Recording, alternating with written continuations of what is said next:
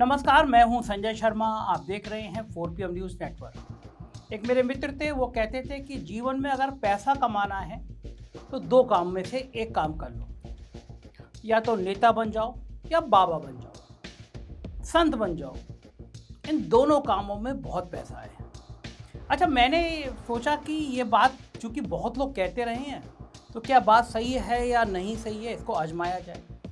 और मेरी ज़िंदगी में भी कई सारे ऐसे महात्मा आए, मैंने उनको बहुत करीब से देखा और फिर उनकी पोल एक के बाद एक खुलती चली।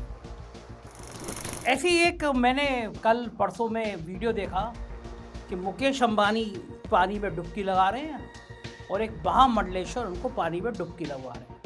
नाम है स्वामी कैलाशानंद। तो मुझे अपना पिछला दौर याद आया। कैलाशानंद जी की अखिलेश यादव पर तांत्रिक क्रियाएं कराने की चर्चा याद आई और फिर बहुत सारी कहानी याद आई। कुछ कहानी मैं शेयर कर रहा हूँ।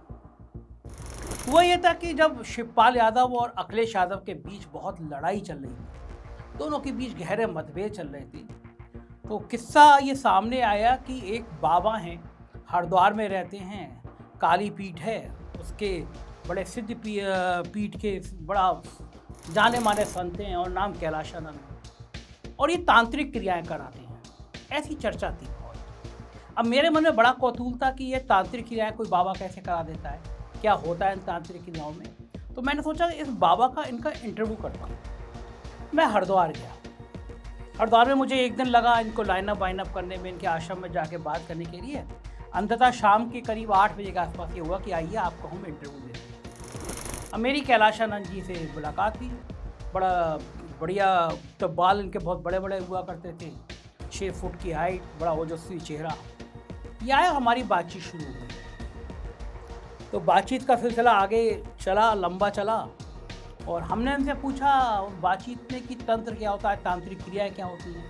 तो सावन के दिन चल रहे थे, मुझसे बोले कि सावन में हमारे यहाँ अक्सर सांप निकल आते हैं। हमारा इंटरव्यू लगभग शुरू होने जा रहा था, अनौपचारिक बातचीत हो रही थी।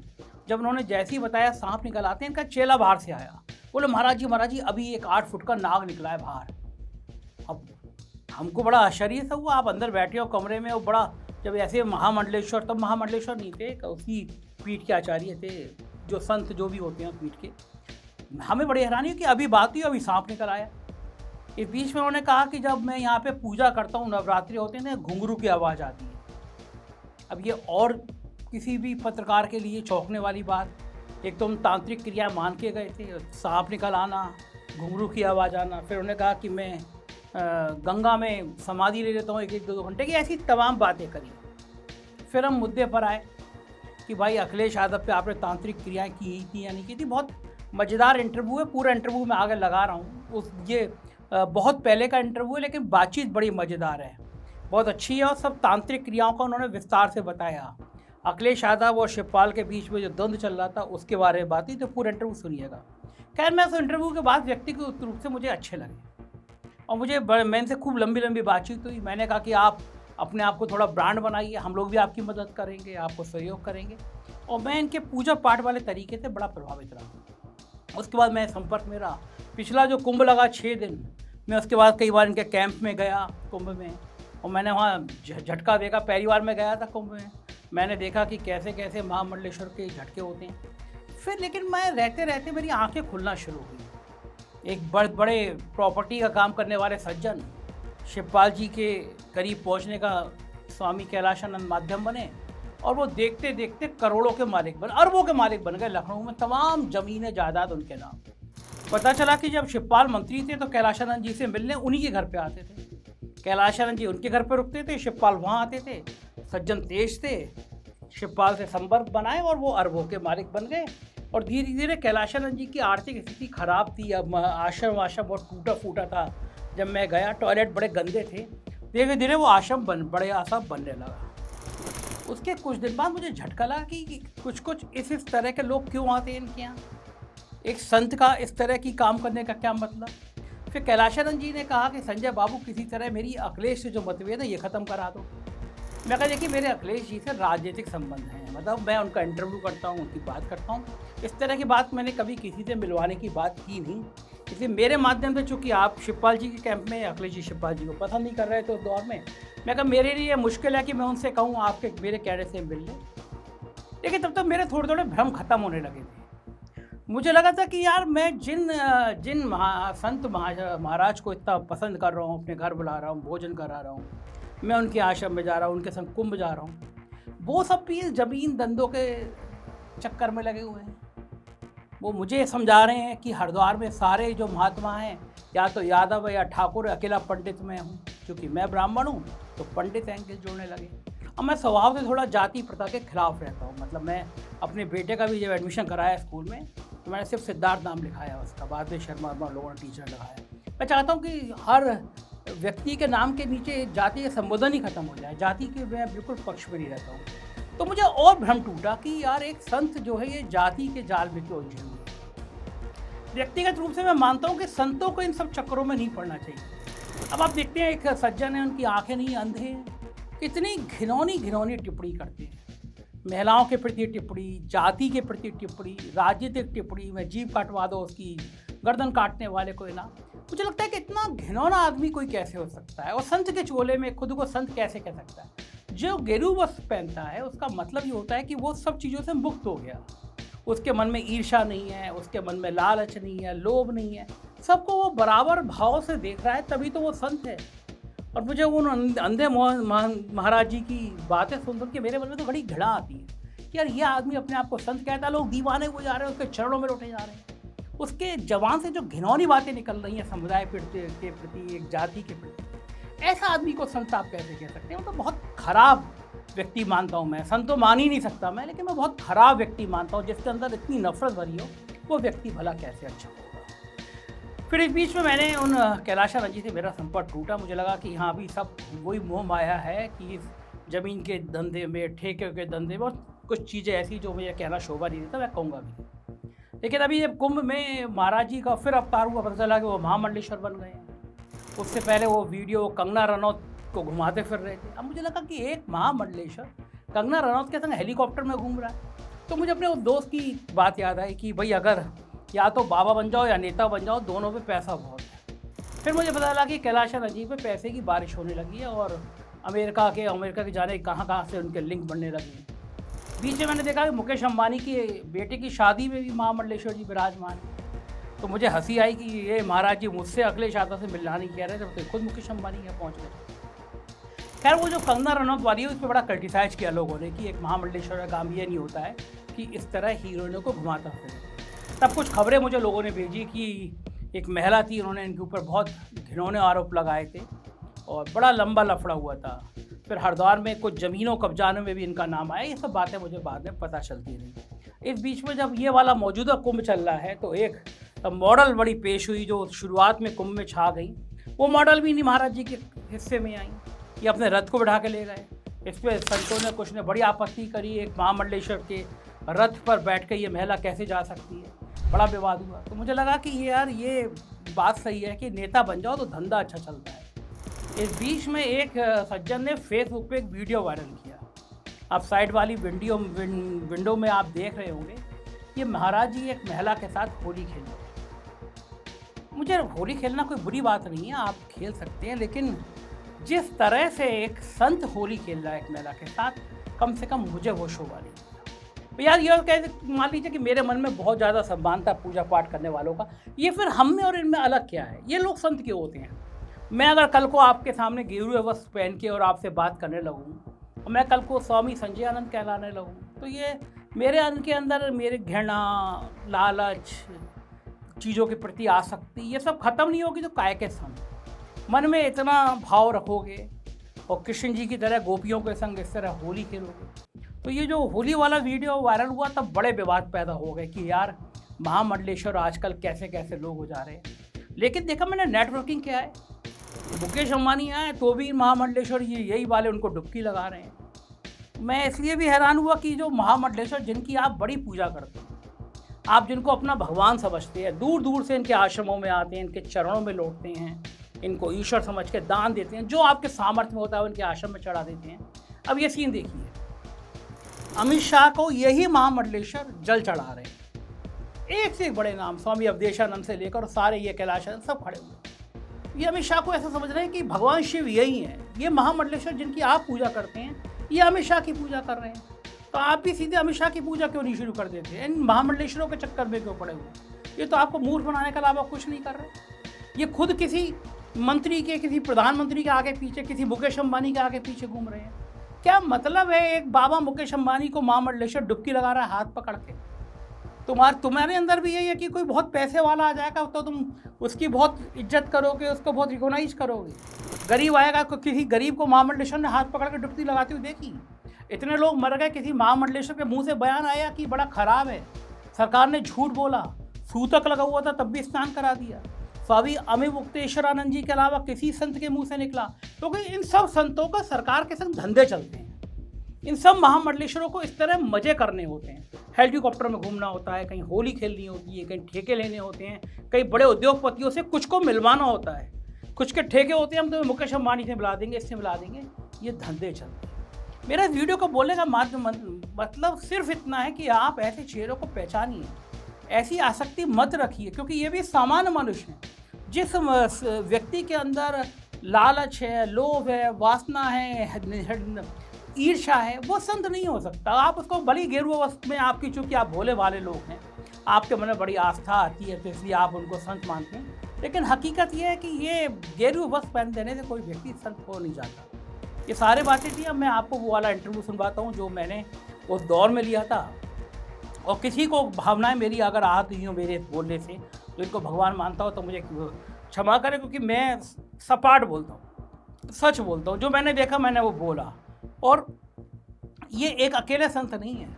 मैंने अयोध्या में जाके देखा, मेरे बाबा हैं, बड़े बड़े नामी बाबा हैं, 6-6 गनर लेके चल रहे हैं। अब क्या मतलब है आपका गनर लेके चलने का? आपको कहाँ तो ये कहते हो जीवन प्रभु के हाथ में, एक एक सांस उसकी लिखी हुई है। जब उसकी लिखी हुई है तो ये 6 बंदूकें लेके संग में क्यों चल रहे हो? मेरी गले में सोने की चैनें पड़ी हुई है, इसका तुमसे क्या काम? 2-2, 3-3 गोपियाँ तुम्हारे संग में चल रही हैं, इनका तुम्हारे संग क्या काम? ऐसे बड़े बड़े ग्लैमर वाले मैंने हरिद्वार में भी देखे, उनको खाने का शौक। अब मुझे बताइए क्या मतलब है नशा करने का? गांजा पीने का क्या कॉपीराइट है बाबा को? बाबा संत मतलब कि इन नशे वशे से दूर रहेगा, सात्विक भोजन करेगा। कुछ लोग तो बाबा जो असली होते हैं, जो हिमालय की कंदरों में रहते हैं, भोजन भी नहीं करते, दूध फल लेंगे, पूजा पाठ करेंगे। आप यहाँ गांजा पी रहे हो, चिलम पी रहे हो, उसके बाद में मुकेश अंबानी को डुबकी लगा रहे हो, कह रहे हो हम संत हैं। भैया पता नहीं कैसे कैसे संत हैं। चलिए आप वो इंटरव्यू सुनिए पूरा, फिर मुझे बताइएगा कि बातचीत मेरी आपको कहीं आहत तो नहीं कर गई। मेरा काम है सच बताना, 100% सच बताना। मैंने आपको बता दिया। ये इंटरव्यू सुनिएगा, चैनल को सब्सक्राइब और ज्वाइन कीजिएगा और मुझे बताइएगा जरूर कैसी लगी बातचीत। हेलो, मैं हूँ संजय शर्मा और आप देख रहे हैं संजय शर्मा शो। आप सब लोगों में से हजारों लाखों लोग हरिद्वार आए होंगे, गंगा के तट पर बैठ के आरती देखी होगी और एक भव्य मंदिर का नाम सुना होगा, माँ काली का मंदिर, जिसको माँ काली की सिद्धपीठ भी कहते हैं। नवरात्रि का पहला दिन है और मेरा बड़ा सौभाग्य है कि मैं आज इस मंदिर में हूँ और इस मंदिर के उन महात्मा के साथ हूँ जिन्होंने इस मंदिर के जरिए कुछ ऐसे काम किए जो आज पूरा देश ही नहीं पूरी दुनिया उनको जानती है। यूरोप के कई देशों के लोग यहाँ आते हैं और उनसे साधना सीखते हैं, मोक्ष की प्राप्ति का रास्ता पूछते हैं। आप बिल्कुल सही समझे। मैं इस समय काली माँ के सिद्ध मंदिर के मंडलेश्वर कह दूँ, या मैं महंत कह दूँ, या उनके मठाधीश कह दूँ, या उनके संरक्षक कह दूँ, मैं स्वामी कैलाशानंद जी के साथ हूँ और उनसे कुछ जानने की कोशिश करूँगा कि अध्यात्म का और मोक्ष का मार्ग क्या है। बहुत बहुत धन्यवाद स्वामी जी, आज आप हमारे साथ में हैं। मैंने बहुत सुना था, मैं हरिद्वार दर्जनों बार आया था, लेकिन ये मेरा सौभाग्य है कि आज मैं पहली बार नवरात्रि के पहले दिन यहाँ पे आया हूँ। मुझे थोड़ा सा बताइए कि ये इस मंदिर का, इस पीठ का इतना महत्व क्यों है? छाया माँ कोटराक्षीं प्रलय घन घटाम घोर रूपाम प्रचंडाम दिगवस्त्राम पिंगकेशीम डमरुसृणधृताम खड़गपाशा भयानी नागम घंटाम कपालम करशरश्रुहे कालिकां कृष्णवर्णाम ध्यायामि ध्येयमानां सकल सुखकरीं कालिकां ताम नमामि। भगवती राजराजेश्वरी माँ दक्षिण काली का यह ध्यान है। इस ध्यान से भगवती के सारे जो अंग हैं, उस भगवती के अंग का वर्णन क्या है, और भगवती का स्वरूप कैसा है तो उसका वर्णन हो जाता है। सिद्धपीठ दक्षिण काली मंदिर की स्थापना विक्रम संवत 1753 में पूज्य कामराज गुरुजी ने इस पीठ की स्थापना मंदिर के रूप में की, मंदिर को एक भव्य रूप दिया और श्री यंत्र पर यह मंदिर का निर्माण किया। माँ दक्षिण काली मेरी जो माई है, भारत का पहला पीठ है जिसको माई बाबा शब्द से संबोधित किया जाता है। हम यहाँ नाम नहीं लेते हैं माई का, जिस प्रकार हमारे देश में परंपरा है कि पत्नी पति का नाम नहीं लेता और लेती, और पति जो है वो पत्नी के नाम नहीं लेती अनादिकाल से। उसी प्रकार से हम माँ को बड़े प्रेम भाव से माई कहते हैं, सरल भाषा में माई कहते हैं। बाबा कामराज गुरुजी, कामराज गुरुजी का अर्थ है कि वो एक अमर है, इसलिए उनको अमरा गुरु भी कहा जाता है। कामराज गुरुजी जब इस पीठ पर पहली बार आए, आने का सन या सदी, संवत, तारीख, दिन, समय हम लोगों को ज्ञान नहीं, पर जिस दिन माई से कामराज गुरुजी की मुलाकात हुई वह विक्रम संवत 1753 का काल था। ज्येष्ठ शुक्ल पक्ष सप्तमी को पूज्य कामराज गुरुजी ने 108 नरमुंडों पर इस मंदिर की स्थापना की। वो 108 नरमुंड कैसे कि पूज्य कामराज गुरुजी के सामने ये महाश्मशान है। इस महाश्मशान में जितने लोग अपने पार्थिव शरीर, अपने पूर्वजों के, अपने घर के जो पार्थिव शरीर हैं, उस पार्थिव शरीर का दाह संस्कार हेतु लोग यहाँ लाते थे। कामराज गुरुजी उसे संजीवनी तंत्र से जीवित करते थे और पुनः माँ की इच्छा से उनकी बलि करते थे। तो उन मानवों की जीवित करके फिर उनकी बलि होती थी। जीवित करके फिर वो मानव स्वतः माँ के लिए प्रेरित होते थे और माँ के सामने उन्होंने अपने प्राणांत किया। इस प्रकार से लगभग आज के 700 साढ़े 700 साल पूर्व इस पीठ की स्थापना हुई, माई की स्थापना हुई, मंदिर का निर्माण हुआ। पूज्य कामराज गुरुजी लगभग इस पीठ पर वर्षों नहीं सदियों तक रहे और सदियों तक रहने के बाद पूज्य कामराज गुरुजी ने विक्रम संवत 1753 ज्येष्ठ शुक्ल पक्ष सप्तमी को कालिकानंद जी नामक उच्च कोटि के साधक थे और उनको पूज्य कामराज गुरुजी ने यहाँ की गद्दी सौंपी, माँ की सेवा सौंपी और हिमालय की ओर चले गए। पूज्य कामराज गुरुजी ने आल्हा को दीक्षा दी। आप आल्हा का नाम सुने होंगे। आल्हा और उदल, आल्हा उदल मारा गया, आल्हा अमर है। आल्हा इसी पीठ का शिष्य है। आल्हा को पूज्य कामराज गुरुजी ने इसी पीठ पर दीक्षा दी और आल्हा को अमर होने का वरदान दिया। वो इसी पीठ पर। इसलिए जब भी हम आल्हा गाते हैं तो उसमें अमरा गुरु का नाम आता है। अमरा गुरु का नाम आता है। मध्य प्रदेश में बड़ा प्रचलन है आल्हा का। आल्हा गाते हैं लोग क्योंकि मैहर पीठ है वहाँ। आल्हा की पत्नी रानी मछला कामराज गुरुजी की शिष्या बनी और कामराज गुरुजी ने उसे भी अमरत्व प्रदान किया, वो भी अमर हुई। उसके बाद पूज्य कामराज गुरुजी ने तोतापुरी जी महाराज, विवेकानंद जी के दादा गुरु, विवेकानंद जी के गुरु कामराज गुरुजी ने विवेकानंद जी के दादा गुरु को दीक्षा दी, क्योंकि विवेकानंद जी के जो गुरु हैं स्वामी रामकृष्ण परमहंस, और स्वामी रामकृष्ण परमहंस के जो गुरु हैं वो तोतापुरी जी महाराज हैं। तोतापुरी जी महाराज को इस पीठ पर दीक्षा देकर तोतापुरी जी महाराज को भी कामराज गुरुजी ने अमर किया, वो भी अमर है। इसके बाद बामाखेपा, वेस्ट बंगाल तारापीठ, दुर्गापुर से बिल्कुल सटा हुआ है तारापीठ, कलकत्ता से लगभग 200 किलोमीटर दूर तारापीठ, जहाँ भगवती माँ काली की बड़ी बहन तारा रहती हैं, उग्र तारा। तो काली का 3 रूप है, भद्रकाली, दक्षिण काली और उग्र तारा। तो काली 3 बहन है, जिसमें भद्रकाली जो है वो सबसे छोटी है, दक्षिण काली जो है मेरी माई वो बीच की है, और जो तारा है वो भगवती की बड़ी बहन है, भगवती का उग्र रूप है। यहाँ दक्षिण वाहिनी गंगा है जी। पूरे भारत में गंगा 3 ही जगह पर दक्षिण वाहिनी है।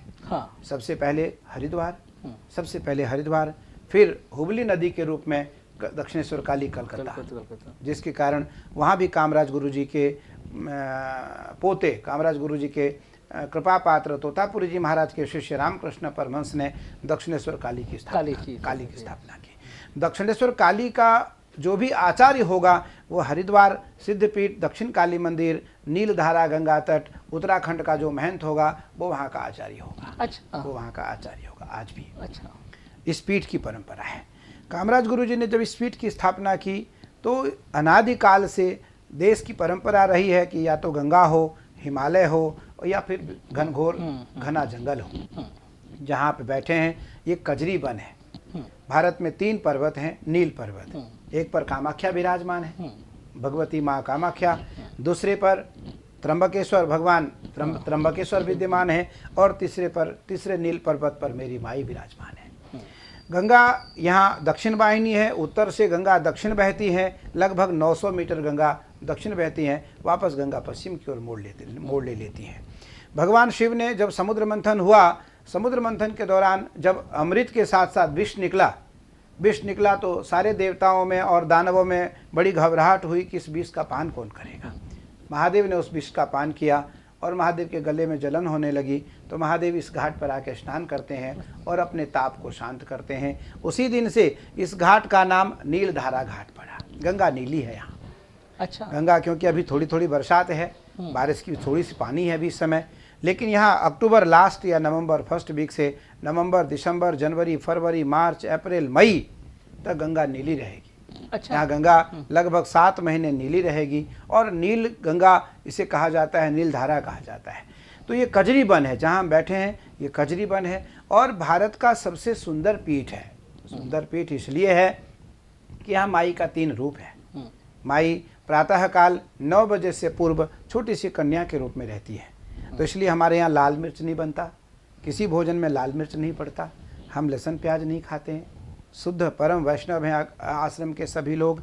और माई को जो भी भोग लगता वो या तो देसी घी में भोग लगता और या तो पुजारी शुद्ध भाव से उस अन्न को बनाता है, माई उसे भोजन के रूप में स्वीकार करती है। सुबह लगभग 9 सवा 9 बजे माई को हलवा, चना, दूध और या चाय माई को भोग लगता। उसके बाद वह प्रसाद के रूप में हजारों लोगों को, सैकड़ों लोगों को, जितने भी लोग आश्रम में आने वाले लोग हैं उनको जलपान के रूप में दिया जाता है नित्य प्रति 365 दिन। बहुत। तो किसी दिन दलिया, किसी दिन हलवा, किसी दिन चना, किसी दिन चाय। चना और हलवा तो कंपलसरी है नित्य, उसके साथ दलिया अथवा पोहा ऐड किया जाता है अलग अलग दिन। दिन का भोजन जो है वो 12:30 से 1 के बीच में माई को भोग लगता। माई उस समय हमारे यहाँ तरुण अवस्था में रहती है, युवा अवस्था में दिखाई पड़ती है। सबको लगता है माई आज युवा में है, अब माई को भोजन चाहिए। उस समय पुजारी माई को भोजन देता है और शाम को 4 बजे से लेकर 6 बजे तक माई के नित्य स्नान होते हैं, नए वस्त्र पहनाए जाते हैं, नई श्रृंगार होती है। माई की 365 दिन प्रतिदिन बिना नागा, विदाउट नागा। उस समय माई को नित्य नए वस्त्र पहनाए जाते हैं। पुजारी लगभग 2.5 घंटे से 3 घंटे का स्नान कराता है, माई का श्रृंगार करता है। माई का उस समय अद्भुत स्वरूप रहता और माई इस समय वृद्धावस्था में दिखाई पड़ रही होंगी। 9 बजे के बाद माई विश्राम के लिए और प्रेरित होती हैं कि अब मुझे सोने की ओर जाना है, मुझे दूध पिलाओ, भोजन कराओ, मुझे सुला दो। तो यहाँ माई का 3 रूप है जिसको हजारों नहीं लाखों लोगों ने देखा है। आज से यहाँ नवरात्र है, नवरात्र का आज पहला दिन है। प्रथमम शैलपुत्री च द्वितीयम ब्रह्मचारिण, इस प्रकार से नवरात्र का पहला दिन है। तो प्रथमम शैलपुत्री है, माँ अंबिका है आज, शैल की जो हिमालय की पुत्री है माँ जगदम्बिका पार्वती। तो आज पार्वती की पूजा है, नवरात्र के पहले दिन पार्वती की पूजा है। पार्वती कैसी हैं तो तपस्विनी है। पार्वती कैसी हैं तो शैलजा हैं, पर पार्वती बिल्कुल श्वेत हैं, धवल है और निर्मल प्रवाहित स्वरूप में माँ भगवती पार्वती अपने भक्तों को वरदान के लिए तत्पर रहती है। कोई भी आओ, जो चाहिए ले जाओ। तो भगवती आज से हमारे यहाँ नवरात्र प्रारंभ हुआ। नवरात्र आज से रात्रि 12 बजे से सुबह 4 बजे तक पुजारी पुष्पार्चन करेगा। सुगंधित पुष्प को दुर्गा सप्तशती के प्रत्येक श्लोक के माध्यम से भगवती के चरणों में एक एक पुष्प की पंखुड़ी, लगभग 6 से 7 लोग अंदर बैठेंगे और 4 घंटे की सेवा नित्य रहेगी 15 दिन तक।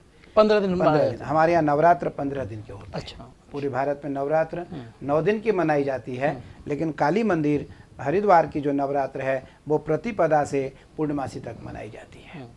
प्रतिपदा से पूर्णमासी तक कोई भी व्यक्ति रात्रि में जो 5 साल से ऊपर की अवस्था में हमारे यहाँ रहता है वो 15 दिन सोएगा नहीं, माई की सेवा में रहेगा लगातार 15 दिन तक। लगातार 15 दिन तक इसे उत्सव के रूप में मनाया जाता है। और 15 दिन आज से लेकर के माई शरद पूर्णिमासी की रात्रि तक, 24 तारीख को रात्रि शरद पूर्णिमा है, 24 अक्टूबर 2018, उस दिन तक माई पायल पहन करके रात्रि भ्रमण करेंगी पूरे आश्रम में। हजारों लाखों लोगों ने पायल की आवाज़ सुना है, सुनी है, खुद सुनी है। आपको बहुत सारे ऐसे प्रमाण, अभी आप जब बाहर जाएं कैमरे लेकर के तो आपको सैकड़ों लोग कम से कम ऐसे होंगे जो आपको बताएंगे कि मैंने पायल की आवाज़ सुनी है, मैं साधना कर रहा था तो मेरे पीछे से पायल की आवाज़ पहनी गुजर रही थी।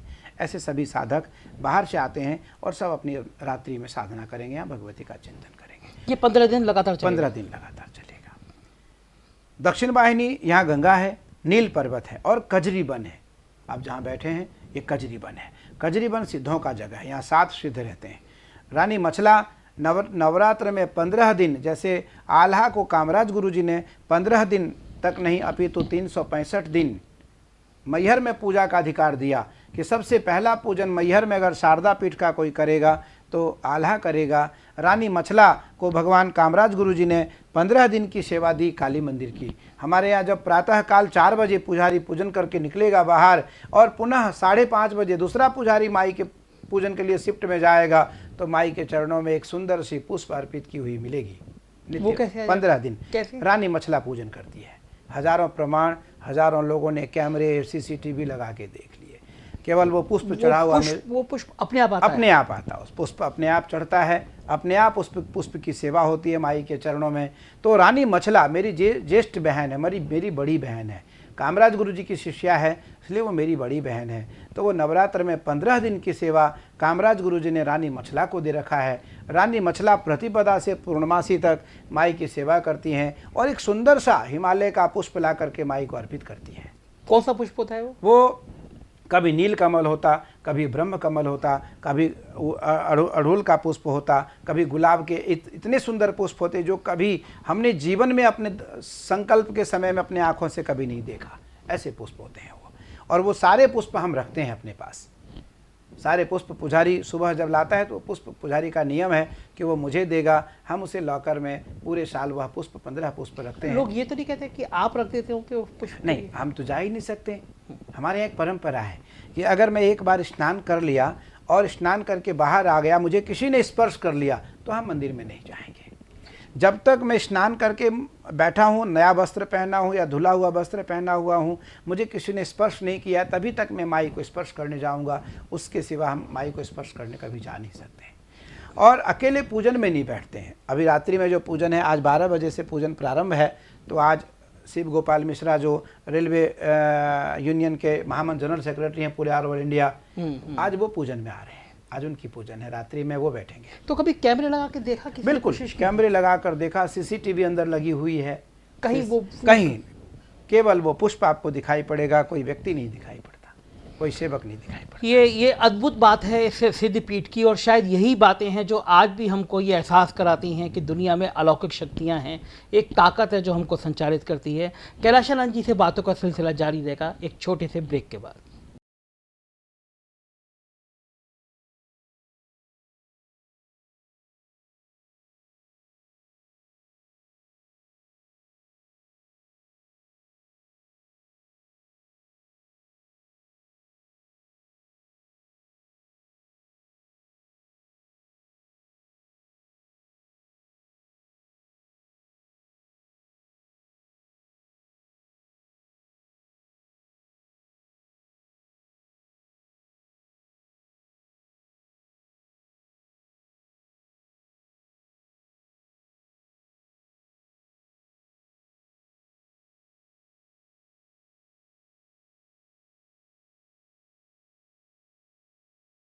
ब्रेक के बाद एक आपका स्वागत है एक बार फिर। और हम जिस जगह पे बैठे हैं वहाँ की इतना कुछ है बताने के लिए, मुझे लगता है कि बहुत लंबे समय तक अगर मैं बात करता हूँ तो बातें ख़त्म होनी होती रही होंगी।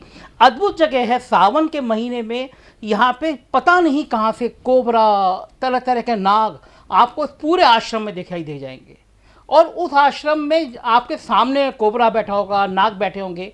कभी किसी को नहीं काटा, लेकिन एक हादसा हुआ था, एक व्यक्ति को काटा। क्या हुआ था ये पूछते हैं खुद कैलाशानंद जी से। ये बड़ी विचित्र परंपरा है कि सावन के महीने में खासतौर से भगवान शिव के लिए माना जाता है, सर्प उनके गले में रहता है। कहाँ से आते हैं सांप ये, और ये एक व्यक्ति को काटा, वो क्या घटना थी? बड़ी चर्चा में रही थी वो घटना। आदरणीय संजय बाबू, इस आश्रम की एक परंपरा है।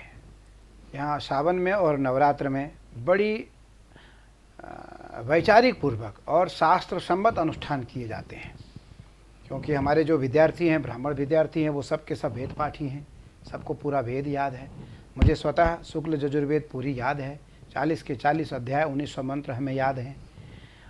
तो सावन का जब भी यहाँ यज्ञ प्रारंभ होता है, हम सुबह 6:30 6:35 पे प्रातःकाल पद्मासन में नहीं अपितु सिद्धासन में महादेव के सेवा में बैठते हैं एक आसन से, और रात को 8:30 बजे उठते हैं लगातार बिना जल पानी किए।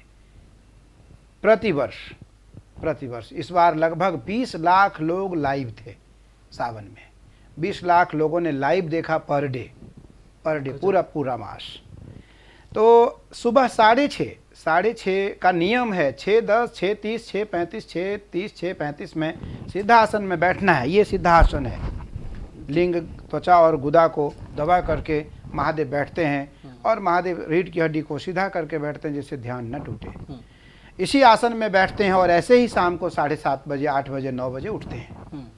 मौन रहता है हमारा 23 घंटे, 24 घंटे में 1 घंटे बोलते हैं केवल 8 से 9, और बाकी 23 घंटे मौन रहता। हमें कोई स्पर्श नहीं करता, हम 1 महीने खाते नहीं, 1 महीने सोते नहीं, 1 महीने कहीं जाते नहीं। लगातार 1 महीने जगते रहते हैं? 1 महीने में हम 1 घंटे की नींद रात को लगभग लेते होंगे। 1 घंटे की नींद, वो भी रेत पे, बालू पे, कोई बिस्तर तकिया नहीं। गंगा जी की रेत होती है हमारे कमरे में 30 वर्षों से रेत होती, उस पर विश्राम करते हैं।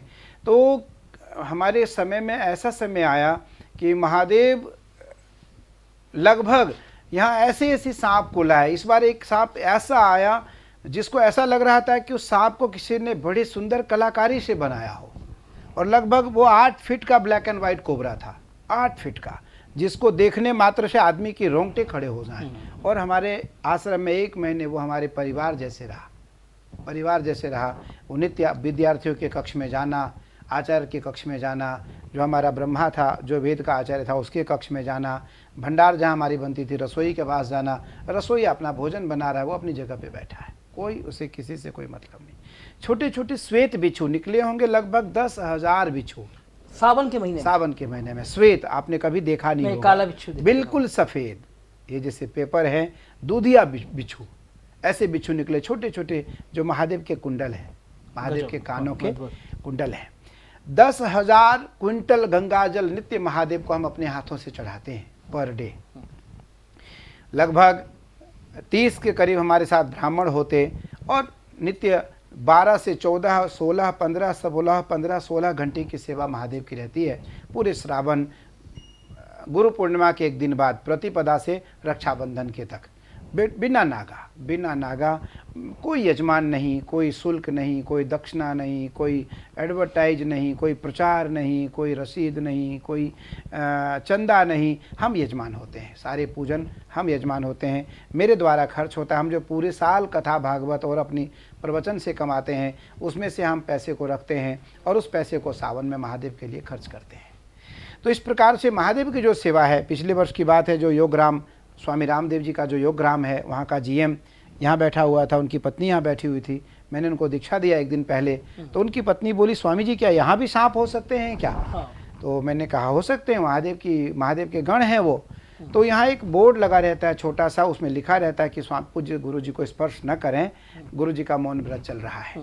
फोम की लिखी हुई एक पट्टी होती है, किसी का पैर लग गया होगा, वो हल्की सी होती है, वो फिसल गया, गिर गया, और इतने देर में लगभग 2.5 फीट का काला नाग था यहाँ, 2.5 फीट का यहाँ बैठा हुआ। पर हम 25 लोग थे इस कक्ष में, और वो काला नाग था, वो सीधा यहाँ आया, और ये जो मिठाई की डिब्बा रखी हुई है इसके पास वो आया। जीएम साहब की मिसेज यहाँ बैठी हुई थी, वो भागी यहाँ से जोर से, स्वामी जी काले नाग। तो आप ये देखिए कि वो सांप यहाँ कब से था, उसका कोई ज्ञान नहीं, किसी को कुछ पता नहीं। तो हम उनको सांप नहीं मानते, हम उन्हें महादेव के आभूषण मानते हैं, कामराज गुरुजी मानते हैं उन्हें हम, क्योंकि वो हमारे कामराज गुरुजी हमारे पूजन की देख रेख में आते, हमें पूजन में कोई व्यवधान ना हो, हमें कोई तकलीफ ना हो, क्योंकि कमर से नीचे हमारी पूरी स्किन सड़ जाती है 1 महीने में पानी से गीले होने के नाते, क्योंकि बिल्कुल 100 ग्राम के आसपास पानी पीते हैं 24 घंटे में, और 100 ग्राम के आसपास सेब के जूस पीते हैं बस पूरे महीने, 1 महीने में। तो लेकिन आप कह रहे हैं किसी को नहीं काटा, एक घटना लोग बताते हैं कि किसी एक रसोई को काटा भी था कभी? हाँ, पहली बार इस पीठ पर पहली बार एक ललित नाम का रसोईया हमारा है, अभी भी है, वो अभी छुट्टी में गया है, नीचे ही रहता है 1 किलोमीटर दूर। तो वो आया, और इसी नवरात्र, शारदीय नवरात्र की नवमी थी, तो मैं यहाँ बैठा था, मैंने उसे बुलाया, मैंने कहा ऐसा करो ललित, तुम अच्छे नहीं हो, तुम्हारी रसोई तो अच्छी है, तुम्हारी पाकशाला भी अच्छी है, लेकिन तुम्हारी साफ़ सफाई अच्छी नहीं है, और साफ़ सफाई रखो वरना तुम्हें माई जो है वो नाराज़ हो सकती है।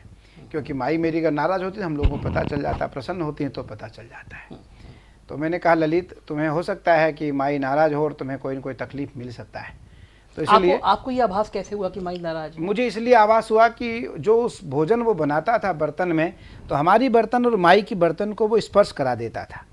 तो हम छोटे से सेवक हैं, माई हमारी आराध्य है, माई के सामने हमारी कण जैसी तुलना नहीं हो सकती। हम भले सेवक हैं, उसके बालक हैं, उसके पुत्र हैं, संतान हैं, फिर भी मेरी माँ है, मेरी आराध्य है वो, और जगत सुंदरी है वो। दुनिया में उससे सुंदर कोई सुंदर नारी नहीं हो सकती, उससे कोई दयालु माँ नहीं हो सकती, और उससे कोई साध्वी तपस्वी माँ नहीं हो सकती। ललित से मैंने कहा कि तुम जाओ थोड़ी सी चाय बनाओ। 1 बजे का समय था। यहाँ लखनऊ से मुन्ना सिंह चौहान, आप सभी जानते हैं, एक वो दूसरा मुन्ना सिंह चौहान जो कृषि मंत्री रहे, दोनों चौहान बैठे हुए थे संयोग से। और इधर जयराम पाल एक inspector Delhi police, Uttar Pradesh police का था। हमारे एक शिष्य ओम पहलवान है। ऐसे 15 लोग बैठे हुए थे। सतीश हमारा एक महात्मा है, महेश्वरानंद है, ऐसे 8-10 महात्मा बैठे थे।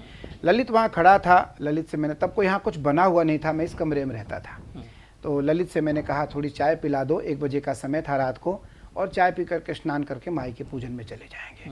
वो चाय बनाने के लिए जो ही यहाँ से निकला, इस दरवाजे को खोला, दरवाजे के बाहर सफ़ेद नाग उसकी प्रतीक्षा कर रहा था, उसे काट लिया यहीं इसी कक्ष के बाहर।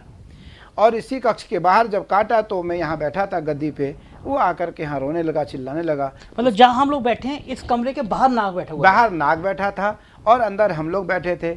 जो ही उसे काटा वो दरवाज़ा खोल करके वापस कमरे के अंदर आता है, और यहाँ लेट करके लगा वो जोर जोर से वो रोने लगता है। उसको विष चढ़ना प्रारंभ हुआ।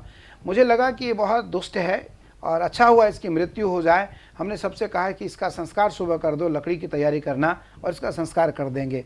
थोड़ी देर बाद मुझे दया आती है कि मैंने इसको रसोईया बनाया, सिखाया, और ये गट्टी की सब्ज़ी, बेसन की सब्ज़ी बहुत अच्छा बनाता है माँ के लिए, माई के लिए। तो मैंने कामराज गुरुजी से कहा, कामराज गुरुजी अगर आप आदेश करो तो मैं इसे बचाने का कोई उपाय करूँ। तो मेरे मन में एक आवाज़ आती है कि मुझे जो करना था मैंने कर दिया, अगर तुम इसे बचा सकते हो तो आप देख लो। मैं अपनी गद्दी से उठा, महादेव का सेवक हूँ। मैंने उसके उस स्थान को पकड़ा जहाँ उस नाग ने काटा, सर्प ने काटा था, और मैंने उस स्थान को पकड़ा। महादेव का एक छोटा सा मंत्र है, मैंने उस मंत्र को बोला, और हमारे दाएं हाथ पे 3 बूंद विष उसके उस जगह पर था। वह 3 बूंद विष हमारे हाथ पे गिरा और वो व्यक्ति स्वस्थ हो गया। वो जाता है माई के दर्शन करने। मैंने कहा जाओ माई से माफ़ी मांगो, आज के बाद गलती नहीं करेंगे। वो माई से माफ़ी मांग करके आ रहा होता। इतने देर में ये जो यहाँ सांप था गेट के बाहर, वो कमरे के अंदर आता है और अपने शांत बैठ जाता है, किसी से कोई मतलब नहीं। इसी कमरे के अंदर लगभग वो 5 से 5.25 फीट की हाइट होगी उस सांप की, बिल्कुल वाइट सफ़ेद नाग। इतने देर में वो रोता है कि गुरुजी यहाँ भी सांप है। उसको रास्ते में माई का दर्शन करके वो आ रहा था, उसे जीने पे सांप दिखाई पड़ा। गुरुजी यहाँ भी सांप हैं। तो मैंने कहा कामराज गुरुजी हैं, वहाँ भी हैं, यहाँ भी हैं। तो आज वो उसकी शादी हो गई, अब उसके 2 बच्चे हैं। आज भी हमारे यहाँ रसोईया है। अच्छा, ये चमत्कार कैसे होते हैं? जैसे मुझे बताया, अभी मैं रास्ते में था, मंदिर में था, तो वहाँ पे बताया गया कि जब ये शायद इसी समय जब चल रहे होते हैं, एक नया पुष्प माँ के मैया के चरणों में आ जाता है, और वो कहाँ से आता है ये किसी को पता नहीं चलता। ये क्या रहस्य है? हाँ बिल्कुल। आल्हा और उदल मध्य प्रदेश में बड़ा प्रचलन है आल्हा का। आल्हा गाते हैं लोग, बड़े भाव से सुनते हैं आल्हा को। तो आल्हा गाते तो आल्हा में अमरा गुरु का नाम आता है। आल्हा में हर 2-4 पंक्ति के बाद एक नाम अमरा गुरु का आता है। अमरा गुरु कौन है? तो कामराज गुरु जी ही अमरा गुरु हैं। अच्छा, कामराज गुरु जी ही अमरा गुरु हैं। कामराज गुरु आल्हा के गुरु हैं। आल्हा को दीक्षा दिया कामराज गुरु जी ने इस पीठ पर, और अमर होने का वरदान दिया। और कामराज गुरु जी ने आल्हा से कहा कि तुम मैहर में माई की सेवा करो। तो 365 दिन बिना नागा मैहर में भगवती की सेवा सबसे पहले आल्हा करते। आल्हा के द्वारा पूजा होती है। आल्हा की पत्नी रानी मछला जगत प्रसिद्ध है। यहाँ हमारे यहाँ मछला कुंड है, जिसको ब्रह्म कुंड भी कहते हैं और मछला कुंड भी कहते हैं। नीलधारा है गंगा की। रानी मछला का निवास स्थान है। यहाँ से 6 किलोमीटर बाद रानी मछला का खंडहर भवन है, आज भी मछला यहाँ रहती हैं। कामराज गुरुजी ने मछला को दीक्षा दिया और रानी मछला को दीक्षा दे करके उसे भी अमर होने का वरदान दिया। रानी मछला भी अमर है, वो हमारी ज्येष्ठ बहन है इस पीठ की, वो ज्येष्ठ भगिनी है, हम उसे बड़ी बहन मानते हैं। कोई भी अनुष्ठान हमारे यहाँ होता है, कोई हमारे यहाँ पर्व होता है, कोई हमारे यहाँ भोग लगते हैं, कोई हमारे यहाँ उत्सव होता है, तो हम सबसे पहले रानी मछला को भोग लगाते हैं, हम उसे देते हैं और फिर अन्य को भोग लगा करके हम लोग प्रसाद ग्रहण करते हैं। रानी मछला को कामराज गुरुजी ने कहा कि देवी रानी मछला तुम इधर आओ, तुम्हारे पति जो हैं आल्हा वो वहाँ पूजन करेंगे और तुम 15 दिन की नवरात्र यहाँ करोगी। तो उसी दिन से परंपरा है, लगभग 700 वर्ष हो चुके हैं। 700 वर्षों से दोनों नवरात्र की सेवा रानी मछला की रहती है, प्रथम सेवा यहाँ। तो पुजारी जब हमारे यहाँ 5:15 बजे पुजारी माई के कपाट खोल करके माई के पास जाता है तो माई के चरणों में एक दिव्य पुष्प अर्पित किया हुआ पुजारी को प्राप्त होता है। किस तरह का होता है ये? वह पुष्प कभी ब्रह्म कमल है, कभी नील कमल है, कभी वो बैजंती के पुष्प हैं, तो कभी गुड़हल के पुष्प हैं जो माई को बहुत प्रिय, भगवती को बहुत प्रिय है। हमारी माई को गुलाब का पुष्प बहुत प्रिय है। ऐसा गुलाब होता है कभी कभी जिसको हमने कभी धरा पे किसी पेड़ में नहीं देखा, और वो गुलाब पुष्प आता जो कि हमारे कैमरे में, हमारे मंदिर में कैमरे लगे हुए हैं। ये कहीं ऐसा तो नहीं होता, कभी कभी कुछ पीठ मतलब ऐसी चर्चा में आ जाती है कि अपनी चर्चा में लाने के, ब्रांडिंग करने के लिए आप लोग रख देते हैं, कोई प्रमाण आप छोड़ते हैं कि कुछ देखे ही फूल कहाँ से आया? बिल्कुल बिल्कुल, बहुत अच्छी बात कही आपने। मैं आपको एक बात बता देना चाहूँगा, यह पीठ प्रचार से परे है। इस पीठ पर कोई प्रचार प्रसार नहीं है। यहाँ ना कोई ऐड है, ना कोई टीवी में एडवर्टाइज है, ना कोई टीवी में यहाँ लाइन है, पट्टी चलती है, कुछ भी नहीं। यहाँ भगवती की सेवा है, सामान्य भाव से चलते हैं और सीसी कैमरे लगे हुए हैं पूरे आश्रम के परिसर में। तो उन कैमरों में कभी नहीं आया कि फूल कहाँ से आया? पुष्प आता है, केवल पुष्प। कौन आता है, कौन जाता है, वो मैया के चरणों में कैसे आता है? मैया के चरणों में वह पुष्प कैसे आता है, कौन लाता है, किस समय आया, बस केवल यहाँ एक प्रचलन है कि माई की घुंघरू पायल की जो आवाज है उसे लाखों लोगों को सुनाई पड़ा है। अपने आप हजारों लोगों ने। ये कौन सा हर समय होती है? नवरात्र में, केवल दोनों नवरात्र। जैसे आज का दिन है ये, तो आज यहाँ पे पायल की आवाज आई? बिल्कुल, अगर आज यहाँ कोई श्रद्धा से रुकते रात को और रात्रि में वो माला लेते, हाथ में माई का भजन करते या कामराज गुरुजी के मूल मंत्र का भजन करते और उसकी आंखें अगर बंद हो या खुली हो तो उसे जरूर आभास होगा कि मेरे आगे से या मेरे पीछे से कोई पायल पहन करके निकली है। आपकी बातें तो कुछ डरा सी रही हैं। मतलब हम लोग रात में गंगा के तट पे बैठे हों और पीछे से पायल की अचानक सी आवाज़ आ जाए तो आम आदमी डरता होगा ना कि ये आवाज़ कहाँ से आ रही है? लगभग जो पहली बार इस पीठ में आया उसे हो सकता है अनुभूति ना हो या वो उस बात का ना एहसास कर सके, लेकिन इस पीठ से जो लोग जुड़े हैं वो बड़े आध्यात्मिक के साथ साथ बड़े प्रैक्टिकली भी हैं, क्योंकि सारे वर्ण के लोग हमसे जुड़े, सारे व्यावसायिक लोग हमसे जुड़े हैं इस पीठ से, जो राजनीतिक भी हैं, ब्यूरोक्रेट्स भी हैं, पत्रकार जगत में भी जिनकी बड़ी हस्तियां हैं, बड़ी नाम है, वो लोग भी जुड़े हैं, और उद्योग जगत में जिनका बड़ा नाम है, आध्यात्मिक जगत में जिसका बड़ा नाम है, वो सभी इस पीठ से जुड़े।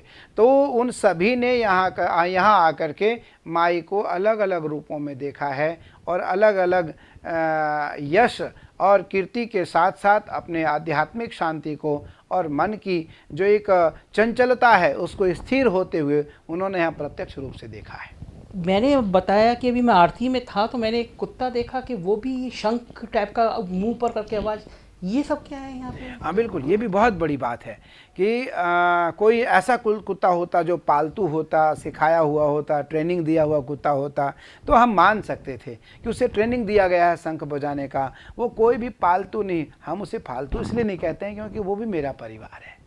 हम उसे उतना दूध रोटी देते हैं जितना हम लोग नहीं खाते हैं, उतनी दूध रोटी, क्योंकि बहुत गाय है हमारे पास, लेकिन हम कोई दूध बेचते नहीं। या तो वो दूध हमारे कुत्ते खाते, कुत्ते पीते, या फिर हमारे आश्रम में रहने वाले जो सेवक हैं, आने वाले जो अतिथि हैं, वो दूध, दही, घी और आश्रम की चाय, कॉफ़ी इत्यादि में वह दूध प्रयोग में आता है। लेकिन आरती का जो समय है 7, 7:15, 7:30 और 8 बजे का समय, नवरात्र में 7 बजे का समय है, जो ग्रीष्मकालीन है उसमें 7 बजे का समय है, जो उष्णकालीन है उसमें 7:30 बजे का समय है, वर्षाकालीन है तो उसमें 6:30 बजे का समय आरती का है। अलग अलग आरती का समय है। लेकिन उन श्वान को कुत्तों को आरती की टाइम याद है। शंख बजते ही, ज्यों ही पुजारी 3 बार शंखनाद करता है, ज्यों ही पुजारी पहली बार शंखनाद करता, वो 15 के 15 कुत्ते आकर के वापस वहाँ आ जाते हैं एक जगह पर पुजारी के साथ, और वो 15 के 15 कुत्ते सिर ऊपर करके शंख के साथ अपनी नाद करते हैं। आपने कुत्तों को सिखाया या अपने आप करने लगे हैं? नहीं, वही तो मैंने कहा, ये ऐसे फालतू कुत्ते हैं कि ये सीख नहीं सकते। पालतू होते तो सीख जाते, लेकिन ये पालतू उसमें से एक भी कुत्ता नहीं है। सब कहीं न कहीं से कोई छोड़ा हुआ है। कोई रोड से उठ करके आया है, किसी की पैर टूटी हुई तो उसको उठा करके ले आए, उसको उसकी दवा इलाज हम लोगों ने कराया और वो स्वस्थ हुआ। अच्छा, ये पूरा साल भर ये कुत्ते ऐसा करते हैं? पूरे साल भर 365 में 365 दिन आरती होती है। आंधी हो, तूफान हो, बरसात हो, कोई भी ऐसी स्थिति हो देश में, आरती होगी, माई की पूजन होगी। आरती के समय वह कुत्ता आएगा और शंखनाद करेगा। आपके बारे में कहा जाता है कि आप इस सिद्धपीठ के जरिए बहुत सारी तांत्रिक क्रियाएं करते हैं, तो ये तंत्र का ही हिस्सा है? ये सब जादू कि सांप पे भी चल रहा है जादू, कुत्ते पे भी चल रहा है जादू, फूल अपने आप आ जा रहा है? ये तो बहुत अच्छा है कि ये, मैं तो चाहता हूँ ऐसे जादू पूरी दुनिया में मेरी चले हर व्यक्ति पे हो। पर मैं इसको एक बात देना, एक विषय देना चाहूँगा, इसको एक हम रूप देना चाहेंगे कि सामान्य से सामान्य प्राणी भी उत्तम बन सकता है। और तो उत्तम प्राणी उत्तम क्यों नहीं बन सकता है? उत्तम प्राणी उत्तम क्यों नहीं बन सकता है? जब श्वान एक सहृदयी हो सकता है, श्वान के अंतःकरण में आध्यात्मिक जागृति हो सकती है, तो चलते फिरते मानव में आध्यात्मिक हो जाने जागृति कि ये नाग वाग आप कैसे ट्रेंड कर लेते हैं? सांप और नाग सब आ जाते हैं। तो हम यही देश को दिखाना चाहते हैं, देश को बताना चाहते हैं कि हमारे यहाँ जो विषैले सर्प है वो भी अपना विष त्याग करके हमारे साथ परिवार के रूप में रहते हैं। एक सवाल मेरा ये है कि क्या कुछ तांत्रिक क्रियाएं होती हैं या आप करते हैं? अब मुझे लगता है कि सांप पे ऐसा कोई प्रयोग तो नहीं हो सकता, सांप पे कोई तंत्र क्रिया नहीं हो सकती है, कुत्ते पे किसी प्रकार की तंत्र क्रिया नहीं हो सकती है। और मैं देश को आपके माध्यम से संजय जी मैं बता देना चाहूँगा कि तंत्र मोक्ष का मूल मार्ग है। तंत्र जादू टोना नहीं है, तंत्र किसी की भला और बुरा के लिए नहीं है। तंत्र स्वयं की आत्मा को परमात्मा से मिलाने का सबसे सरल मार्ग है, सबसे उत्तम मार्ग है। श्मशाने स्वाक्रीडा स्मरहर पिशाचा सहचरा चिता भस्मालेपः स्रगपिंद्रकरोटी परिकरः अमंगल्यम शीलम तब भवतु नामैवमखिलम तथापि स्मरत्रेणाम वरद परमम मंगलमशिः। भगवान शिव कहाँ रहते हैं? श्मशान में। भगवान शरीर में, शिव महादेव अपने शरीर में क्या लगाते? चिताभस्म। भगवान के वहाँ गण कौन होते? तो भूत प्रेत। भगवान का स्वरूप कैसा होता? अमंगल, गले में मुंडमाला, शरीर में चिताभस्म, वस्त्र के रूप में वाघमर या मृग चर्म। भगवान शिव का स्वरूप अत्यंत अमंगल होता है, लेकिन फिर भी मंगल करता है भगवान शिव। भगवान शिव फिर भी मंगल करता है। शिवम करोति कल्याणम देहि में सुख संपदा। जो महादेव का नाम ले लेता है, महादेव का ओम नमः शिवाय का जप कर लेता है, महादेव उसके सारे पापों से उसे मुक्ति दिला देते हैं। कुछ लोगों ने बताया पीछे गंगा है, वहाँ पर कभी कभी आप ऐसी शव के साथ कुछ प्रयोग करते हैं। आम आदमी के लिए तो बड़ा डराने डराने टाइप की चीज़ है, लेकिन क्या तांत्रिक क्रियाओं में इस तरह का प्रयोग होता है और आपने कभी की है इस तरह की तांत्रिक क्रियाएं? तांत्रिक क्रियाओं में जो सब साधना है वो सब साधना है जो वाम मार्गी लोग हैं, वाम मार्गी लोग हैं वो सब साधना करते हैं। हम तो दक्षिण मार्गीय हैं, हम वैष्णव हैं, परम वैष्णव हैं, क्योंकि रुद्राक्ष, तुलसी, नारायण और भगवती महालक्ष्मी शालिग्राम की उपासना होती है महाकाली के साथ। तो हाँ, कामराज गुरु जी जो हमारे पूर्वाचार्य कामराज गुरु जी थे नहीं हैं, जो कामराज गुरु जी हैं वो इन सारी साधनाओं के आचार्य थे, जिन्होंने देश के सभी आचार्यों को दीक्षा दी, तांत्रिक दीक्षा दी, तंत्र की दीक्षा दी। आज भी यह पीठ तंत्र की बीज है, तंत्र की उपज है। मैं यही जानना चाहता था, इसी प्रक्रिया के तहत आप 1 साल पहले तक यहाँ पे बलि दिया करते थे जानवरों को?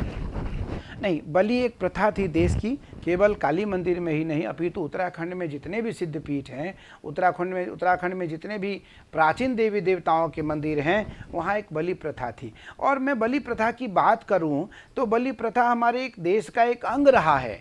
भागवत हो, वेद हो, उपनिषद हो, पुराण हो, रामचरितमानस हो, कर्मकांड की कोई शब्दावली हो, कर्मकांड का कोई ग्रंथ हो, दुर्गा सप्तशती जो नवरात्र में जो पूरी दुनिया दुर्गा सप्तशती का पाठ करता है, तो बलिकार्य महोत्सवे बताया गया, बड़े बड़े जब भगवती के महोत्सव होते हैं तो वहाँ बलि प्रथा दी जाती है। तो बलि 3 प्रकार से होते हैं, एक तो बकरे की भी बलि दी जाती है, एक दधी और माख, दही और काले उड़द की भी बलि दिए जाते हैं, एक बलि होती है पेठे की, जो आगरा में पेठा बनता है उसकी भी बलि दी जाती है, एक बलि होती है छाग बलि, जिसको छाग बलि कहते हैं, एक बलि होती है छत्र बलि, जिसको जो जायफल की बलि दी जाती है। तो बलि की प्रथा अनादिकाल से शास्त्र में है। राजा दक्ष ने जब यहाँ यज्ञ किया, भगवान शिव ने जब इस यज्ञ को विध्वंस किया, उस समय वो बकरा क्या कर रहा था, वहाँ जिस बकरे की बलि हुई तो राजा दक्ष के सिर पे बकरे की सिर लगा दी गई, भृगु के दाढ़ी में बकरे की दाढ़ी लगा दी गई। तो कहने का तात्पर्य है कि बलि प्रथा अनादिकाल से थी, लेकिन बलि स्वार्थ बस न हो, बलि किसी हेतु से न हो, बलि किसी उद्देश्य से न हो, बलि राष्ट्र कल्याण के लिए हो, बलि भारतीय परंपराओं की रक्षा के लिए हो, भारतीय परंपराओं की धरोहर की रक्षा के लिए बलि हो। तो बलि अनादिकाल से एक परंपरा थी, लेकिन उत्तराखंड में हाईकोर्ट के आदेशानुसार धीरे धीरे जो हमारे उत्तराखंड के पहाड़ स्थान थे, जहाँ बड़ी बलि प्रथा बड़े वर्षों से अनादिकाल से चल रही थी, धीरे धीरे उन बलि प्रथाओं पे आप तो हाईकोर्ट गए भी हैं शायद, मेरे ख्याल से। बिल्कुल हाईकोर्ट में रीट पड़ी हुई है मेरे ओर से। हम चाहते हैं कि केवल हिंदू धर्म की बलि बंद क्यों। हाईकोर्ट में अब इस बार तो चलो बीजेपी की सरकार थी देश में, राज्य में, तो ऊँट की बलि नहीं हुई, भैंसे की बलि नहीं हुई, गाय और बैलों की बलि नहीं हुई। लेकिन मैं उनसे अपील करना चाहता हूँ कि वहाँ वो कैसी बलि है कि बकरीद में लाखों बकरी काटे। अब बाबा लोग भी अब हिंदू मुसलमान का गेम खेलने लगे। नहीं, हिंदू मुसलमान की गेम नहीं, परंपरा की गेम है। गेम परंपरा की है। कौन सी परंपरा है यहाँ, कहाँ लिखा है, मुझे दिखाएं। कुरान में मुझे नहीं लगता कहीं लिखा है कि बलि दी जाए। कुरान में कहीं ऐसा नहीं लिखा है कि मीट खाया जाए। कुरान में कहीं ऐसा न लिखा जाए कि युद्ध किया जाए। कुरान में कहीं ऐसा न लिखा है कि हिंसा किया जाए। कुरान में कहीं ऐसा न लिखा है कि शराब पिया जाए। कुरान में कहीं ऐसा न लिखा है कि पान खाया जाए। कुरान में कहीं ऐसा नहीं लिखा है कि सिगरेट पिया जाए, पर पीते हैं लोग। नहीं, लेकिन हम लोग अपने धर्म को संभाल नहीं पाते स्वामी जी। इतने सारे गेरुए वस्त्र वाले बाबा हैं, ऐसे कारनामे सामने आते हैं जिनकी ब्रांड पूरी दुनिया में थी, सारे देश के राज्य था जिनके चरण छूते थे, वो बलात्कार के आरोप में जेल में। आशाराम बापू जी के लोग करोड़ों दीवाने थे, वो जेल में हैं। तो जब हम अपने धर्म की परंपराओं को नहीं संभाल पाते, गेरुए वस्त्र का सम्मान नहीं संभाल पाते, तो दूसरे धर्म पे हम लोग सवाल करें। बहुत बड़ी बात की आपने। मैं एक बात बता देना चाहूँगा। आप बहुत बड़े वीरोकृष्ण पत्रकार हैं, आप बहुत अनुभवी हैं, देश में बहुत सारे लोगों से आपने मिला, आपने संपर्क किया, बहुत लोगों की इंटरव्यू ली होगी आपने जीवन में। मैं बाबा शब्द का बात जानना चाहता हूँ। संत किसे कहते हैं? संत कौन है? संत कौन है? आसाराम संत नहीं, वो एक सिरसा वाला क्या नाम, राम रहीम संत नहीं। कभी टी शर्ट पहन रहा है, कभी पैंट पहन रहा है, कभी पिक्चर बना रहा है। आशाराम तो नहीं थे। मैं आसाराम की बात कर रहा हूँ। आसाराम ही महात्मा कहाँ से? वो तो सामान्य गृहस्थ थे, बच्चे, पत्नी, उनके परिवार। और भाई, आपको संत बनने के लिए संतों के बीच में रहो, संतों के साथ वर्षों करो, संतों के साथ वर्षों की टोली, तो सीखोगे एक बोली, तब एक बोली आए। तो लेकिन जो महात्मा है वो आपके लिए भी कहते हैं कि आप तांत्रिक क्रियाओं से करके और बहुत कुछ गड़बड़ से लोगों का कर देते हैं ऐसा। अच्छा। और ऐसी बातें आप भी जानते हैं कि खूब गलियारों में है। और एक किस्सा तो खास तौर से गलियारों में है और बड़ा सुर्खियों में बटोरा कि अखिलेश यादव के लिए भी आपने कुछ तंत्र मंत्र कर दिया। नहीं, मैं यही बात बताना चाहता था देश को कि अखिलेश, शिवपाल, राम गोपाल जी, आदरणीय नेताजी, या वह परिवार मेरा एक परिवार रहा है। मैं बहुत छोटा था तब से वो मेरा परिवार है। अखिलेश जी, देखिए, मैं कहता हूँ राजा को कभी कान का कच्चा नहीं होना चाहिए। जो राजा कान का कच्चा हुआ, जो राजा आँख का कच्चा हुआ, जो राजा भाव का कच्चा हुआ, जो राजा भावना का कच्चा हुआ, वह राजा स्थापित नहीं हो सकता। वह राजा कभी स्थापित नहीं हो सकता है। तो अखिलेश कहीं शिवपाल जी से हमारे अधिक प्रिय हैं। शिवपाल से अधिक प्रिय अखिलेश है, क्योंकि अखिलेश भी कहीं न कहीं शिवपाल को स्वयं से अधिक प्रिय थे। अखिलेश एक ज़माने में, मैं वो समय भी जानता हूँ, मैं वो समय भी मैंने देखा जब बहन सरला शिवपाल जी की धर्मपत्नी अखिलेश को अपने पुत्र अंकुर से अधिक, आदित्य से अधिक मानती थी, आदित्य से भी अधिक मानती थी। मैंने वो भी समय देखा। मैं अखिलेश जी को तब से जानता हूं जब अखिलेश विधायक और सांसद नहीं थे, अखिलेश विधायक और सांसद नहीं थे। मैं इस बात को बताना चाहता हूं उनसे बताया भी मैंने उनसे कि देखो, महात्मा सरल वही होता है, महात्मा वही होता है जो वसुधैव कुटुंबकम की भावना रखता हो। शिवपाल जी ने कभी आज तक जीवन में मुझसे ये नहीं कहा कि गुरुजी मैं मुख्यमंत्री बनना चाहता हूँ, मैं मुख्यमंत्री बनना। ये इंटरव्यू कभी मैं देना नहीं चाहता था, क्योंकि वो पारिवारिक इंटरव्यू थी, हम इसे बाहर नहीं लाना चाहते कभी। पर बड़ी बात है, अगर आज आपने लाया तो बोलना मेरा एक स्वभाव है और बोलना चाहिए। तो अखिलेश जी को सदैव हमने अपना एक, जब भी मैं नेताजी से मिला तो नेताजी ने कहा कि अखिलेश आपका भाई है, अखिलेश आपका भाई है, अखिलेश आपका भाई है। कुछ लोग ऐसे होते हैं जिनको रिश्ते पसंद नहीं होते हैं, कुछ लोग ऐसे होते हैं जिनको रिश्ते अच्छे नहीं लगते हैं, तो वो बीच में काना फूसी सकनी का काम करके और रिश्ते को ख़राब कर देते हैं, रिश्ते को ख़राब कर देते हैं। कैलासानंद जी को भी शिवपाल जी के बारे में, अखिलेश के बारे में, राम गोपाल जी के बारे में, राम गोपाल जी ने तो ये कहा था कि भाई कैलासानंद जी महाराज ने ट्रकों में नारियल तोड़ा विंध्यवासिनी में। हाँ, ये बात बड़ी सामने भी आई और विंध्यवासिनी फोटो भी आए थे। तो बड़ी बात है कि मैं विंध्यवासिनी, मुझे लगता है कि 15-20 वर्षों में मैं एक बार गया था, क्योंकि मेरी जो माई है हर व्यक्ति अपनी पीठ को मानता है। तो आप इसी बीच में गए थे, नारियल वाले कांड के बीच में? नहीं, वो तो एक भ्रम है, एक भ्रम है, लोगों को एक भ्रम है, ऐसा हुआ है। लेकिन लोग ये भी तो कहते हैं जब आप यहाँ बैठ के नाग बुला लेते हैं या कुत्ते बुला लेते हैं, तो आप बिना गए अगर आपने उस पीठ पे भी कुछ कर दिया हो तो मतलब मैं ये जानना चाहता हूँ कि कभी ऐसी बात आपके सामने आई कि कुछ तांत्रिक क्रिया यादव परिवार में कराई जाए? नहीं, मैं इस बात को आज अपने पीठ से खुलासा करना चाहता हूँ कि यह पीठ सिद्ध पीठ है और इस पीठ पर बैठने वाला प्राणी अगर सिद्ध नहीं है और वो सिद्ध होना चाहता है तो कम से कम उसे सत्यता को अपने जीवन में अपनाना पड़ेगा। महात्मा का सबसे बड़ा जो स्वरूप है वो सत्यता है, चरित्र है और वाणी है। जिस महात्मा का 3 पे नियंत्रण नहीं है वो कहीं भी, कभी भी, किसी भी समय लूट जाएगा, बुड़ जाएगा, डूब जाएगा, बिना नौका पे सवार रहेगा वो। भगवान राम ने हनुमान जी से कहा, हनुमान क्या मैं चित्रकूट में रह सकता हूँ? तो हनुमान जी ने अपनी एक अंगुली लगाई होठ पे, एक अंगुली लगाई लंगोट पे। राम जिसकी होठ ठीक नहीं है, जिसकी लंगोट ठीक नहीं है, वो कहीं भी नहीं रह सकता है। तो महात्माओं के पास वाणी, चरित्र, चिंतन और व्यक्ति का स्वभाव, निर्मलता, वह उस परिवार ने, आज आपने बड़ी सुंदर सी बात की, क्योंकि आपका जो चैनल है वो एक पूरी दुनिया देखता है यूट्यूब को। आपके जो न्यूज़पेपर हैं 4 PM, मुझे लगता है ये लखनऊ का क्रांतिकारी अखबार है और इस न्यूज़ को बड़ी प्रमुखता से लोग देखते हैं, पढ़ते हैं और अपने फेसबुक पे डाल करके इसे ट्वीट करते हैं।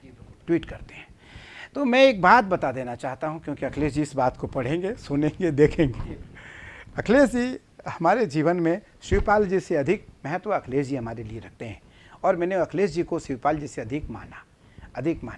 लेकिन कुछ लोगों को हमारी और अखिलेश की रिश्ते बहुत पसंद नहीं आ रहे थे, क्योंकि अखिलेश हमें गाड़ी तक छोड़ के आना, रोड तक छोड़ना, हमें गाड़ी से ले आना कुछ लोगों को रास नहीं आया और उन्होंने वापसी मतभेद उत्पन्न करना शुरू किया। मैंने अखिलेश जी को कहा कि आप इतने बड़े देश के राजा हो, बड़े प्रदेश के राजा हो। उत्तर प्रदेश मुझे लगता है भारत का नहीं, दुनिया का 6ठे नंबर का प्रदेश है, 6ठे नंबर का प्रदेश है। तो वहाँ का राजा कितना संवेदनशील होना चाहिए, वहाँ का राजा कितने वैचारिक होना चाहिए, वहाँ का राजा कितने संवेदनात्मक होना चाहिए, वहाँ का राजा कितना आध्यात्मिक होना चाहिए, वहाँ का राजा कितने संबंध को स्वीकारने वाला होना चाहिए, प्रेमी होना चाहिए, सहृदयी होनी चाहिए, सहर्ष संदेह को दूर करने वाला होना चाहिए। तभी, क्योंकि उत्तर प्रदेश आध्यात्म की राजधानी भी है, आध्यात्मिक राजधानी में रामलला का जन्म है, काशी विश्वनाथ का प्राकट्य है, मथुरा है। मुझे लगता है कि कलयुग से पूर्व और कलयुग के प्रारंभ में जितने देवी देवता हुए, सबका प्रादुर्भाव उत्तर प्रदेश में हुआ, सबका प्रादुर्भाव उत्तर प्रदेश में हुआ। वहाँ का राजा अगर संदेहास्पद हो, वहाँ का राजा कान का थोड़ा सा कच्चा हो, वहाँ का राजा कान के थोड़े से ढीले हो, कोई बता दे उस पर यकीन कर ले, तो मुझे लगता है कि वह राज्य बहुत अच्छा नहीं चल सकता है। आपने अखिलेश को बताया कि ये सब झूठ है? मैं क्यों बताऊं? आपका भाई है, आपको परिवार से मैं आपके इस थे। बात को इसलिए नहीं बताया कि अब मुझे भी तो लोगों ने आकर के कहा कि अखिलेश जी आपके बारे में क्या सोचते हैं। मैंने कहा वो जो कुछ सोचते हैं बहुत अच्छे सोचते हैं, मैं उनके बारे में सदैव अच्छा सोचता हूँ। क्योंकि शिवपाल इसलिए दोषी नहीं है, शिवपाल जी की पत्नी इसलिए दोषी नहीं है, अपर्णा या प्रतीक इसलिए दोषी नहीं है। इन्होंने कभी आकर ये नहीं कहा कि गुरुजी मुझे इस पद पे आप मुझे ले जाओ। दृष्टिकोण सामने आया कि शिवपाल की इच्छा हो या ना हो, ये भी हो सकता है कि आपकी इच्छा हो कि आपके आपकी प्रिय इच्छा शिष्य हो, हैं, सही बात। आप शिवपाल को बचा- सोचे कि शिवपाल चीफ मिनिस्टर हो। बने, तो ऐसे ख्याल भी लोगों के बीच में चलते शिवपाल जी को बचाकर मुझे परेशान करना है। क्या है कि शिवपाल ने कभी नहीं, शिवपाल जी और मेरा संबंध गुरु शिष्य का और आध्यात्मिक गुरु शिष्य का संबंध है। शिवपाल जी के शिवपाल जी और शिवपाल जी के साथ जो मेरा संबंध है वो आध्यात्मिक संबंध है, राजनीतिक संबंध नहीं। अखिलेश जी के साथ जो मेरा संबंध है वो कभी राजनीतिक संबंध नहीं रहा, आध्यात्मिक संबंध रहा। नेताजी के साथ जो मेरा संबंध रहा वो सदैव आध्यात्मिक संबंध रहा, राजनीतिक संबंध नहीं रहा। अपर्णा के साथ संबंध मेरा है तो पिता और पुत्री जैसी संबंध है, कभी ऐसा संबंध नहीं रहा कि इस परिवार की बेटी है ये या इस परिवार की बहू है ये। मेरा भाव क्या है कि वह परिवार सदैव खुशहाल रहे, सुंदर रहे, स्वस्थ रहे और मस्त रहे। मुझे लगता है अच्छा गुरु वही है जो अच्छा सोचे, अच्छा समझे और अच्छा करे। तो ये तो बहुत अच्छे ख्याल हैं आपके, लेकिन आपने कहा कि आपके आश्रम की कोई ऐड नहीं, कोई प्रचार नहीं, लेकिन कहा जाता है कि सबसे अमीर बाबा आप ही हैं। ये तो तो ये बहुत धन अच्छी दौलत बात है। और ये संपदा, ये सब कैसे आ जाता है? इस सबके मुंह में गुड़ शक्कर है, घी शक्कर है घी शक्कर है कि मुझे लोग धनवान कहते हैं, पर मुझे लगता है कि मेरा जो धन है वो भगवती का चिंतन है। मेरा जो धन है वो महादेव की सेवा है। मेरा जो धन है वो गंगा मैया की सेवा है। मेरा जो धन है वो गरीबों की सेवा है। मैं कोई बहुत धनवान नहीं, मैं कोई बहुत अमीर नहीं। हज़ारों लोग देश में पड़े हैं जो बहुत अमीर हैं। हम लोग तो कहाँ से अपनी व्यवस्था चलाते हैं वो भी माई को पता है। तो मेरा भाव है कि हाँ, मैं गरीब नहीं हूँ, मैं अमीर हूँ। इसलिए अमीर हूँ क्योंकि मैं चरित्रवान हूँ, मैं नैष्ठिक हूँ, निष्ठावान हूँ, आध्यात्मिक हूँ। आध्यात्मिक की पराकाष्ठा है और परम विद्वान हूँ। विद्वान होने का अहंकार है मुझे। विद्वान होने का अहंकार है कि दुनिया में सब लोग मुझे जानते हैं कि बहुत बड़े विद्वान हैं। इसे श्रीमद् भागवत याद है, गीता याद है, रामचरितमानस याद है, शिव पुराण याद है, और जिस ग्रंथ को एक बार पढ़ लेता है उसे याद कर लेता है। तो मुझे इस बात का अहंकार है कि मैं अपनी मौलिक सिद्धांतों के अनुसार अपनी परंपरा को स्वीकार कर लेता हूँ। स्वामी जी, मेरा मन नहीं कर रहा है कि मैं आपका ये इंटरव्यू ख़त्म करूं, क्योंकि बातों का सिलसिला इतना रोचक हो जाएगा, मुझे खुद नजर नहीं था। तो आखिरी में एक सवाल, क्योंकि आप इतनी प्रकृति के साथ पशु पक्षियों को आप ऐसा संकेत दे देते हैं और इतनी सिद्ध पीठ है जहाँ पे आके इतने प्यार भरे संदेश आ जाते हैं, आम जनमानस को जो बिल्कुल रूटीन है, जो सुबह अपने व्यापार पर जाता है, शाम को आता है, उसे अपने जीवन में ऐसा क्या आचरण करना चाहिए? या मैं दूसरे शब्दों में कहूँ, ऐसी कौन सी तांत्रिक चिड़ियाँ हैं, प्रकृति की चिड़ियाँ हैं, पूजा की प्रक्रिया ऐसी है कि जीवन में व्यक्ति वो करे और उसके घर में सुख समृद्धि, शांति, परिवार में शांति? बहुत अच्छी आपने जनहित, जगत हित और जनहित हेतु जो सवाल है, जो प्रश्न है, उसको आपने किया है। तो शास्त्र के अनुसार अगर उसका उत्तर दिया जाए तो बहुत सरल सा उत्तर है कि व्यक्ति अपने संपूर्ण कर्म को करे। अपने जो भी उसके गार्हस्थ जीवन है, गृहस्थ जीवन है, उसमें जो भी उसे कर्म करना है वो निसंदेह उस कर्म को करते रहें, पर अपनी मौलिक सिद्धांत को, जो एक हृदय है, विराट हृदय, उसका त्याग न करें। अतिथि देवो भव, मातृपितृ देवो भव, और मेरा एक शब्द है परस्पर देवो भव। एक दूसरे को भगवान समझें, वहाँ जाति पाति न बांटें, वहाँ कुल परंपरा का भेद न करें। अभिवादनशीलस्य नित्य वृद्धोपसेवनम चत्वारितस्य वर्धन्ताम आयुर्विद्या यशो बलम। अपने से बड़ों का सम्मान करें, अपने से बड़ों की सेवा करें, अपने से बड़ों का कोई हित हो सके तो उसको करें, अपने से बड़ों का किसी भी प्रकार हो सके तो उनको प्रसन्न करें। मुझे लगता है आपको कहीं तीर्थ में जाने की आवश्यकता नहीं, हिमालय में साधना करने की आवश्यकता नहीं, बहुत कुछ पढ़ने की आवश्यकता नहीं, आपको अनायास सब कुछ प्राप्त हो जाएगा। आज की जो यूथ है वो बहुत धार्मिक होती जा रही है निसंदेह, पर मैं एक सवाल, मेरी पीड़ा है कि वो माद्य पदार्थों से मुक्त हो जाएं, नशा से हट जाएं। आज पंजाब, हिमाचल समृद्ध स्थान था, समृद्ध राज्य था, धीरे धीरे समाप्त होता जा रहा है। माता पिता, बहू, बेटियां, बहनें सब पीड़ा में जा रही हैं, क्योंकि इनके बच्चे, इनका जो युवा पीढ़ी है वो धीरे धीरे नशे की ओर अग्रसर होता जा रहा है। नवरात्र का समय चल रहा है, कुछ भी करने की आवश्यकता नहीं है। ओम ऐं ह्रीं क्लीं चामुंडाय विचे, आप सभी को ज्ञान है मंत्र का, मूल मंत्र है भगवती की। इसमें महाकाली भी है, महालक्ष्मी भी है और महासरस्वती भी है। इस मंत्र का जप, थोड़ी सी गैया की घी की दीपक और एक पुष्प जो भी आपके द्वारा हो भगवती को अर्पित करें तो निसंदेह भगवती आपके घर में, लक्ष्मी 3 प्रकार से होती है, लक्ष्मी, अपलक्ष्मी और महालक्ष्मी। सामान्य लोग हैं उनके घर में लक्ष्मी आती हैं जो अपने किसी प्रकार अपने गुजारा को करते हैं। एक अपलक्ष्मी है, रातों रात धनवान बन जाना, रातों रात बड़ा आदमी बन जाना, लेकिन वो स्थायी नहीं रहता है, वो अस्थायी है, वो स्थिर नहीं है, अस्थिरता है उसमें। एक महालक्ष्मी है जो साधना के पश्चात आती है।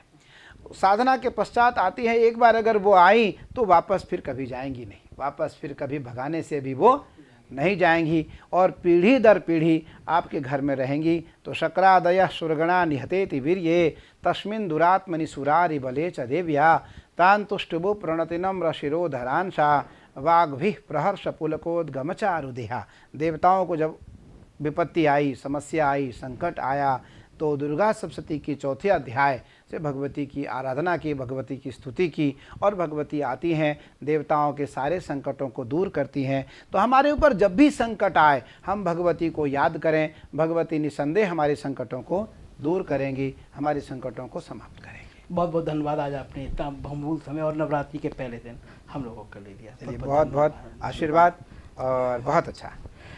ये थे स्वामी कैलाशानंद जी, जिन्होंने आज कई ऐसे अनछुए पहलुओं को सामने लाए जो अब तक केवल चर्चा का विषय बना रहता था और कोई सच जानता नहीं था। मेरी आपसे प्रार्थना है, गुजारिश है और एक बहुत बड़ी अनुभूति होगी, कभी नवरात्रि में या सावन में इस आश्रम में जरूर आइए और जानिए कि आखिर पशु पक्षी, देवी देवता किस तरह साधना से आपके ऊपर प्रसन्न होते हैं।